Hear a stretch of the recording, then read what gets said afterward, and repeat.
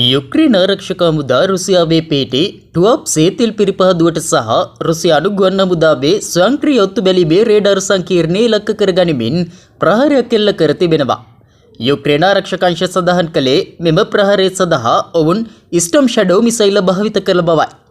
ප්‍රහාරයට ලක් වූ ටුවප්සේ තෙල් පිරිපහදුව දකුණු රුසියාවේ පිහිටි විශාලතම තෙල් පිරිපහදුව වලින් එකක් වන අතර එහි සැකසුම් ධාරිතාව වසරකට තෙල් ටොන් මිලියන 12ක් පමණ වනවා.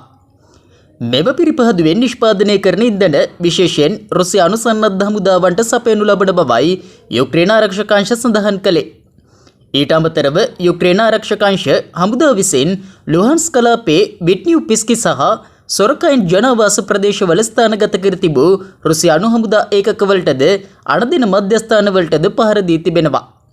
ලුහාන්ස්ක් කලාපයේ සොරකින්හි සැපයුම් කඳවුරක් සහ අසෝස්කේ කලාපයේ ඩ්‍රෝන නිෂ්පාදන පහසුකමක්ද යුක්‍රේන ප්‍රහාරවලට ලක්ව තිබෙනවා. ප්‍රහාරයට ලක් වූ අනෙකුත් යුක්‍රේන ඉලක්ක අතර කම්යන්ට් කසල නෙබෝ SV රේඩාර් මධ්‍යස්ථානයේ සහ ලුහාන්ස්ක් කලාපයේ කඩ්වික අසල රුසියානු බුක් M2 සංකීර්ණයේ අණදෙන කඳවුරද වන බව යුක්‍රේන ආරක්ෂක අංශ තහවුරු කර සිටියා.